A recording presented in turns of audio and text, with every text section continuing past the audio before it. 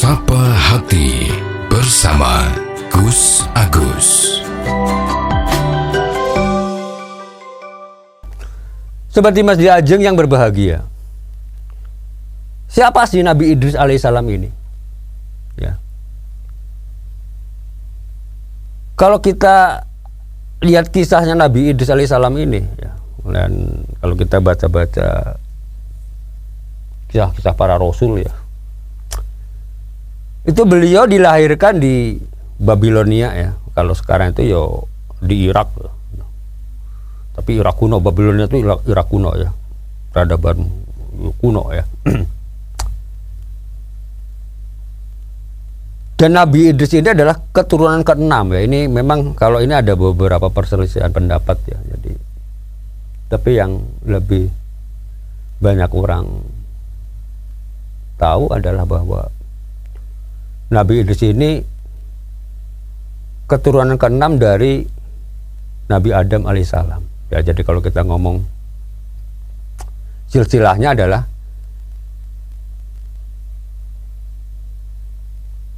Idris bin Yarid, ya, kemudian bin Mahlail, bin Kinan, bin Anus, bin Sis, bin Adam, ya. Jadi ini keturunannya gitu, ya, silsilahnya. Sebetulnya nama Nabi Idris ini sendiri bukan nama asli sebetulnya, ya. Nah, Nabi Idris itu kan nama aslinya itu adalah Ahnuh, ya, nama aslinya. Nah, kenapa dikatakan nama apa dinamakan Nabi Idris gitu, ya, atau Idris dinamakan Idris? Itu kan Idris itu artinya ya sebetulnya belajar gitu, ya.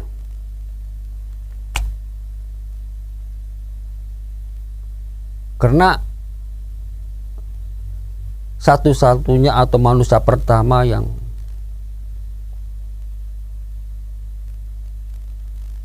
mempunyai banyak ilmu pengetahuan, ya, ini Nabi Idris.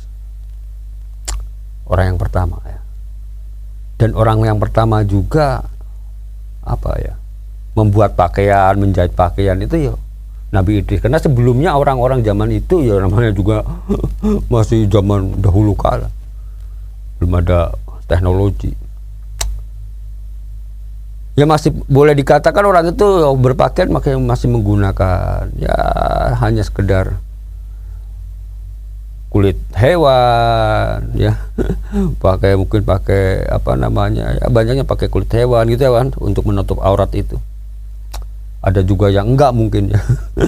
Kalau yang di pedalaman itu ada juga yang pakai daun, pakai kulit kayu, kulit hewan. Nah, yang pertama kali menciptakan, ya, membuat pakaian itu, ya, Nabi Idris ini, ya, kalau menurut apa namanya sejarah yang kami baca, ya. Dan sebetulnya Nabi Idris ini adalah, kalau kita nanti ke bawah lagi itu kan sebetulnya adalah kakeknya Nabi Nuh alaihissalam, ya. Jadi Nabi Nuh, ya, berarti apa, ya, cucu gitu, ya, Mas. Yang namanya kakek, ya, berarti Nabi Nuh, ya, berarti kan sebagai cucunya Nabi Idris, ya. Ini kalau kita lihat dari, ya, beberapa ilmuwan seperti Ibnu Katsir, ya, Imam At-Tabari, Ibnu Ishaq, Ibnu Jarir, Imam Suyuti, ya.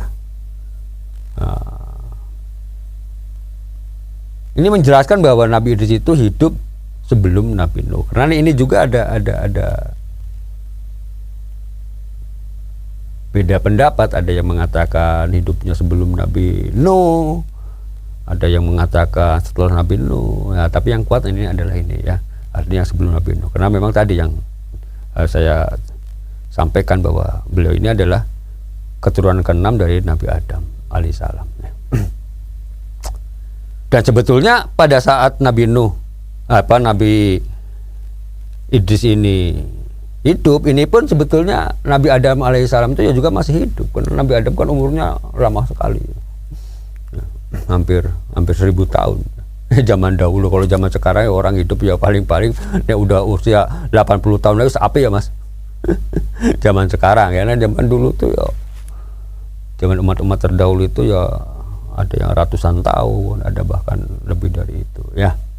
Ya memang beda mungkin. Nah, kita dilahirkan di zaman umatnya Nabi Muhammad ini kan. Ya udah usia 100 tahun aja udah paling hebat gitu ya Mas. Ya semuanya tapi perlu disyukuri ya, alhamdulillah ya, kita diberi kesehatan, diberi nikmat ya, diberi usia panjang. Itu semua kan sebetulnya hanya sebagai ujian kita supaya hidup ini bisa kita lalui dengan baik. Jangan sampai kita dikasih usia yang panjang, pas umur yang panjang justru malah merugikan diri kita sendiri. Karena banyak juga orang-orang yang usianya panjang, usianya diberi umur lebih ya. Ternyata malah justru mencelakakan dirinya sendiri. Ya, artinya kalau kita tidak mau mengikuti apa-apa yang sudah diperintahkan di dalam aturan-aturan agama maupun dalam aturan pemerintah, ya, ini kan tentu ya akan merugikan, baik itu kerugian yang kita alami di dunia maupun kerugian yang akan kita alami nanti di kehidupan alam kelak ya, di akhirat. Seperti Mas Jajeng yang berbahagia ya, kita kembali lagi ke kisah Nabi Idris ini. Dan beliau ini kan ditugasi oleh Allah Subhanahu wa taala untuk berdakwah pada kaum keturunan Qabil ya. Karena saat itu keturunan Qabil ini pada zamannya Nabi Idris ya, itu sudah melakukan pelanggaran. Artinya pelanggarannya sudah tidak itu lagi, banyak perbuatan-perbuatan yang tercela yang dilakukan. Aturan-aturan agama ya, itu sudah tidak dihiraukan lagi. Maka Nabi Idris ini diperintah Allah Subhanahu wa taala untuk berdakwah ya, untuk mengajak kembali ya kaumnya ini ya, yang keturunan Qabil ya, itu untuk kembali pada jalan yang benar.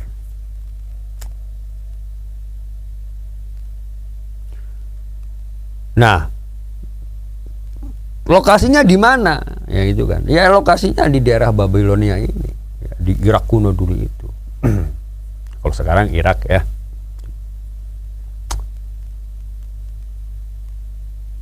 Seperti Mas Jajeng yang berbahagia. Cuman apa yang disampaikan oleh Nabi Idris ini berdakwah pada kaumnya ini ternyata kan ya juga tidak menemukan keberhasilan yang bagus. Artinya boleh dikatakan tidak berhasil gitu ya. Ya tetap aja umatnya masih banyak yang nggak bener gitu. Akhirnya apa? Nabi Idris alaihissalam ini hijrah ya, artinya pindah ya, kalau menurut cara itu ke Mesir. Nah disitulah lantas beliau melanjutkan lagi dakwahnya.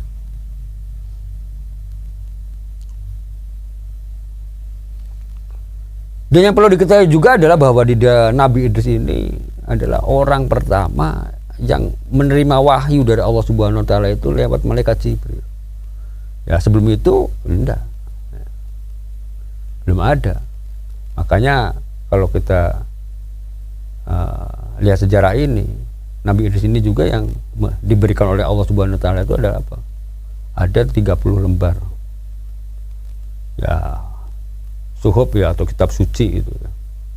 Jadi kitab suci ini ada 30 lembar, yang mana isinya adalah petunjuk-petunjuk ya, bagaimana untuk termasuk aturan-aturan dalam apa yang diperintahkan oleh Allah Subhanahu wa taala, yang ini akhirnya didakwakan oleh Nabi Idris alaihissalam. Seperti Mas Jajeng yang berbahagia, di samping itu juga beliaunya ini, Nabi Idris ini adalah orang yang pertama kali bisa baca, bisa nulis, itu loh. Ya, bisa baca itu, bisa nulis. Sebelum itu enggak. Tapi Nabi Idris ini luar biasa. Nah, yang perlu kita ambil pelajaran di sini adalah apa? Ya, dari kisahnya Nabi Idris ini. Di antaranya itu adalah bahwa beliau tuh suka sekali, gemar sekali itu belajar. Maka tidak heran beliau tuh banyak menguasai berbagai macam ilmu. Ya makanya tadi disampaikan juga bahwa beliau adalah orang yang pertama bisa membuat pakaian, orang yang pertama bisa belajar membaca dan menulis. Dan juga beliau juga ini adalah orang yang pintar dalam ilmu matematika. Zaman itu kan jangankan hitung-hitungan ya. Tapi Nabi Idris memang diberi mujizat seperti itu. Ngerti juga atau mempelajari juga masalah perbintangan. Makanya ilmu perbintangan juga beliau mampu. Di samping itu juga dia menguasai berbagai macam bahasa. Ya, sampai kalau tidak salah ini sampai 72 bahasa dia kuasai.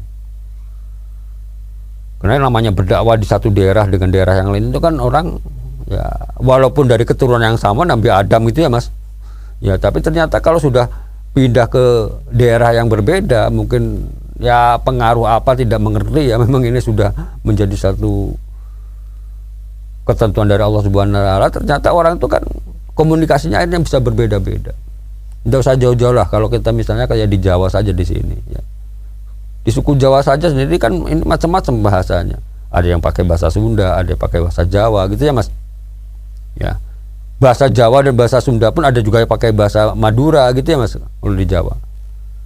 Itu pun masih macam-macam, ada logatnya ya, ada logat Banyumasan, ada logat Jogja, ada logat itu kalau walaupun sama-sama misalnya ini menggunakan bahasa Jawa ya, sama-sama menggunakan bahasa Jawa.